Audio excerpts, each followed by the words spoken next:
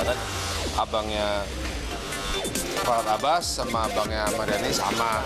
Kalau dulu sebelum kami damai begini, aduh saya nggak pede jadi pengacara karena jadi terdakwa dulu. Tapi begitu Mas Dhani ngasih surat kuasaan dan untuk membantu beliau, saya pede lagi, saya jadi pengacara lagi nih. Terima kasih Mas Dhani.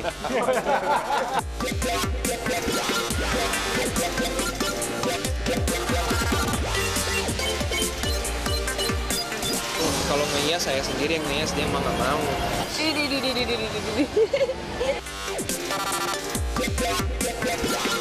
Persiapan umroh sebenarnya baru 70%. Mudah-mudahan ada jodohnya, mudah-mudahan yang terbaik, minta aja yang terbaik. Doa itu yang paling besar tuh dari ibu, yang insya Allah akan dijabah oleh Allah gitu. Jadi kalau misalnya kita mau sukses, mau apa, minta sama mamaku.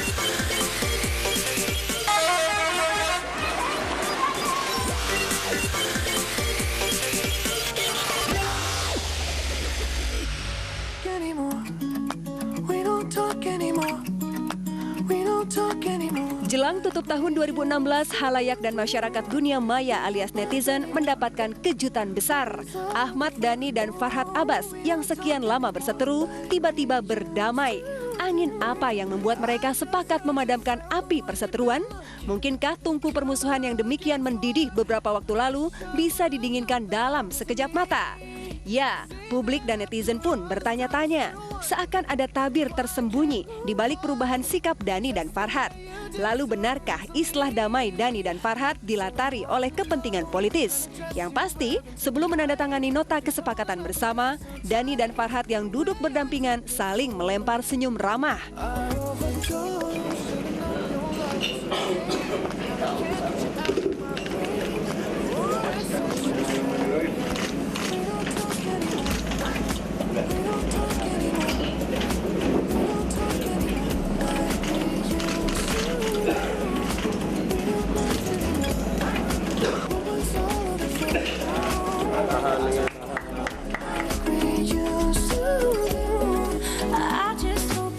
Dulu bermusuhan, sekarang berteman.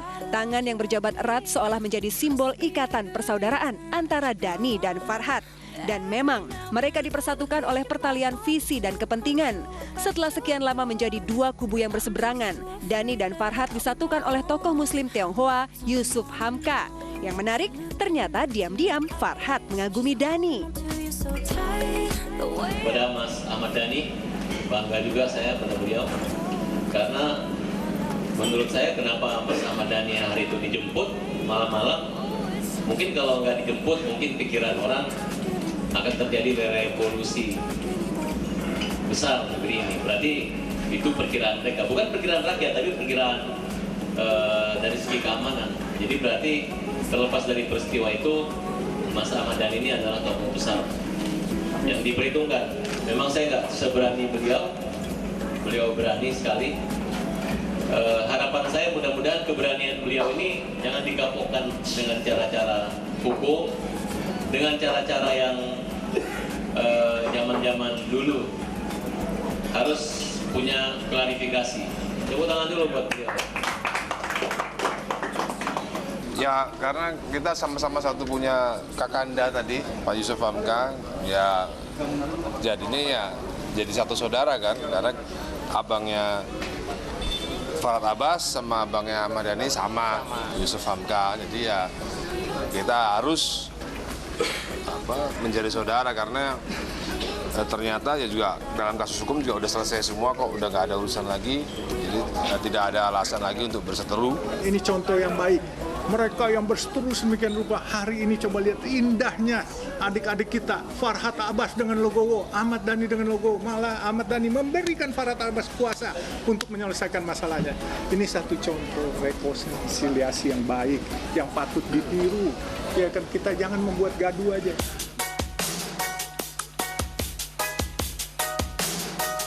Ya, tak hanya berdamai, Dani juga menunjuk Farhad sebagai kuasa hukum untuk menangani kasus dugaan penghinaan terhadap presiden yang sedang membelitnya. Jika dulu Dani terkesan bernafsu memenjarakan Farhad, kini Dani justru mempercayakan Farhad untuk menyelamatkannya dari hukuman penjara. Sebuah relasi yang tak pernah terpikirkan oleh masyarakat awam, namun sah-sah saja di ranah politik. Saya sudah memberikan kuasa kepada Farhad Abbas untuk dalam kasus saya. Ya saya berharap sih Farhad Abbas juga benar-benar membantu kasus saya, dan kebetulan beliau juga mengerti hukumnya pasal 207, dan saya berharap akan memperkuat tim selain dari yang sudah ada. Wah, senang lah kalau Mas Dani ini kan hanya kalau di Jerman dan di Amerika itu kalau bicara kritik presiden walaupun keras juga itu tidak ada masalah demo, ya? dalam sebuah demo, Apalagi udah diberi izin. Jadi menurut saya yang dibutuhkan sekarang yang namanya emosional muda biasa, tapi bagaimana pemimpin bijaksana lebih menyayangi, mengasihi rakyatnya, aktivis-aktivis dan tokoh-tokoh seperti Mas Dani. Dulu berseteru, sekarang bersekutu. Farhad dan Dani seolah menjadi pasangan pengacara dan klien yang tak terpisahkan. Setidaknya usai menerima kuasa dari Dani, Farhad mengawal calon wakil Bupati Bekasi itu ke Polda Metro Jaya. Kemarin, Dani memang dipanggil sebagai saksi atas kasus dugaan makar yang menahbiskan Sri Bintang Pamungkas sebagai tersangka. Kalau dulu sebelum kami damai begini, aduh saya nggak pede jadi pengacara karena jadi terdakwa dulu. Tapi begitu Mas Dani ngasih surat kuasa dan untuk membantu beliau, saya pede lagi, saya jadi pengacara lagi nih. Terima kasih Mas Dani. Dani, besok Dani ini ada panggilan nih, Mas. Iya. Panggilan besoknya, Mas. Hari ini. Dan langsung Farhad sama Lius akan ke sana. Ya langsung kita Langsung dampingin Dani. memberi dukungan moral kan hanya sebagai saksi hari ini. Ya, sekarang langsung ke Polda sekarang ya.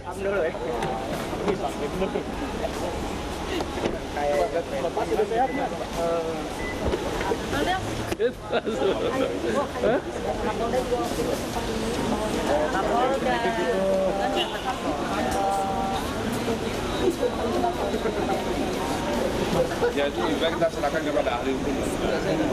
Jangan kita tanyakan kepada orang yang selain ahli hukum tata negara dan ahli hukum pidana. Kedepan, Dani dan Farhad bakal makin sering tampil bersama. Kekompakan yang mereka tunjukkan di kerjasama mengingatkan publik pada sosok Ramdan Alamsyah. Ya, dahulu pengacara yang nyaris selalu mendampingi Dani adalah Ramdan, yang memang sudah lama berseteru dengan Farhad.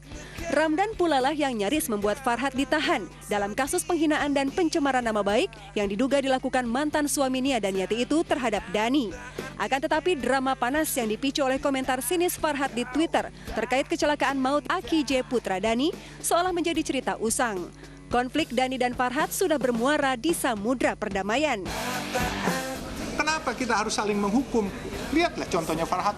Dia memaafkan, Dani memaafkan, selesai semuanya. Coba lihat, dengan senyum semua. Oleh sebab itu mungkin saya menghimbau, kita harus support, kita harus dukung. Itu aja.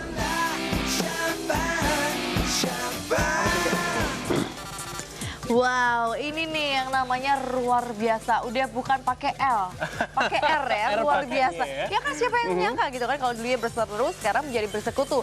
Dulu lawan, sekarang pun menjadi kawan. Itu ya dia kan sebelum nantinya tahun ini berganti begitu kan, ada baiknya kita bisa berdamai dengan siapapun itu, apalagi juga kalau misalkan sebelumnya musuhan seperti itu ya. Dan mudah-mudahan aja ini kerjasama antara Dani maupun juga Farhad Abbas bisa menghasilkan sesuatu yang baru, nantinya bisa menyelesaikan permasalahannya juga. Pertemanannya gitu bisa kan, ya. awet ya kan, nanti Iya. jangan sampai tiba-tiba di tengah jalan saling menyerang lagi. Pokoknya perdamaian itu harus kece ya. Berarti emang sekarang ini Ahmad Dhani sudah percaya dengan ini ya, Farhad Abbas. Lalu kemanakah Ramdan? Ini jadi pertanyaannya Itu tadi kan dia, ya. tanda tanya yang agak besar.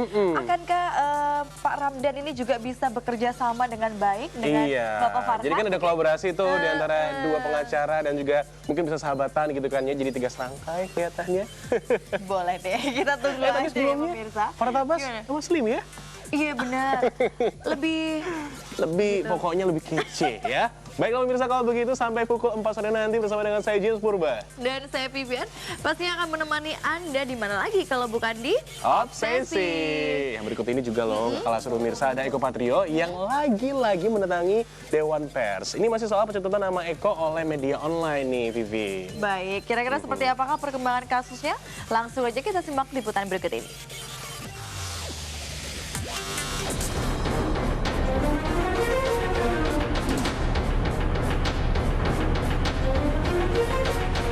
Komedian dan anggota DPR Eko Hendro Purnomo alias Eko Patrio tidak main-main dalam menindaklanjuti pemberitaan sejumlah media daring atau online yang mencatut namanya dalam kasus bom panci di Bintara Jaya, Bekasi beberapa waktu lalu. Dalam sejumlah media online, Eko memang diposisikan sebagai narasumber dari kalangan artis dan politisi yang menyebut pengungkapan bom panci oleh Densus 88 adalah pengalihan isu agar publik melupakan kasus penistaan agama yang diduga dilakukan oleh Basuki Cahayapurnama alias Ahok, Gubernur DKI Jakarta nonaktif. Kita mengambil kesimpulan ini bagian dari fitnah, jolim yang dilakukan oleh yang tadi saya sebutkan tadi oleh baik kepolisian maupun saya dan sebagainya. Jujur saja, justru itu kami atau saya secara pribadi merasa perlu mengklarifikasi dan kedua adalah perlu juga membuat laporan ya. Jadi kami datang kemari juga membuat laporan dan nanti akan ditelusuri pihak-pihak yang mana mengarang bebas dan pihak kepolisian tadi setelah saya melaporkan siap akan melakukan yang terbaik. Kalau tanya kerugian banyak banget gitu ya. Wah, satu nama baik, udah nama baik. Kedua, persahabatan saya dengan Polri, persahabatan saya dengan teman-teman DPR, MPR juga akhirnya jadi complicated gitu ya. Setelah memenuhi undangan Bareskrim Polri dan mengklarifikasi berita yang disebarkan media online itu, kemarin siang Eko mengikuti saran pihak berwajib dengan berkonsultasi ke Dewan Pers terkait konfliknya dengan sejumlah media online. Hadir di kantor Dewan Pers di kawasan Kebon Sirih, Jakarta Pusat, Eko didampingi tim kuasa hukumnya. Dalam pertemuan itu, Eko yang merupakan sarjana sosial jurusan jurnalistik mengaku mendapat pengetahuan baru tentang perkembangan pesat media konvensional maupun daring selama 1 dekade terakhir. Saya mendapatkan banyak sekali ya kaitannya dengan bagaimana menyikapi sebuah media, lalu bila berhadapan dengan media seperti apa gitu ya. Walaupun saya kuliahnya di jurnalistik, tetapi juga saya harus dicas lagi ya ilmu-ilmu jurnalistiknya. Jadi saya bertemu dengan Dewan Pers. Saya ingin masyarakat bisa mendapatkan pengetahuan yang lebih banyak berkaitan dengan kasus saya, bagaimana berhadapan dengan media yang benar-benar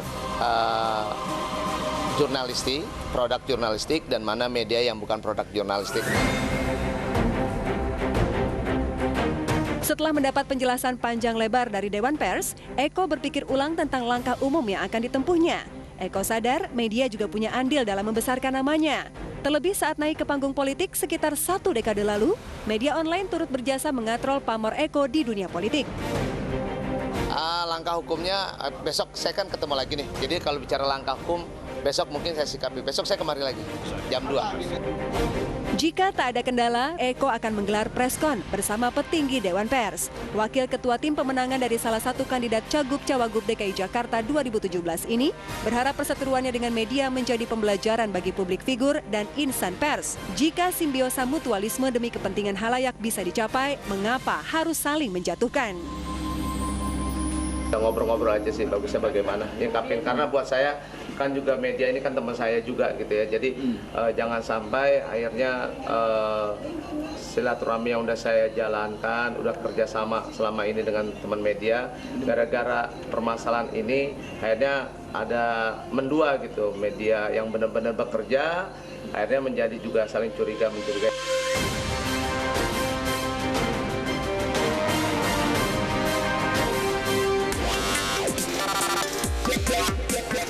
Persiapan umroh sebenarnya baru 70%. Kalau ngehias saya sendiri yang ngehias, dia mah nggak mau.